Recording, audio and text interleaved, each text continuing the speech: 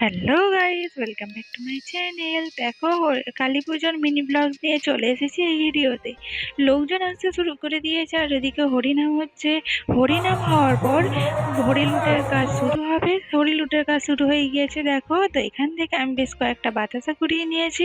তারপর এদিকে বাজি ফাটানোর অনুষ্ঠানও শুরু হয়ে গেছে। সারা রাত ধরে অনেক বাজি ফাটানো হয়, যেগুলো আমরা সকলেই খুবই এনজয় করি।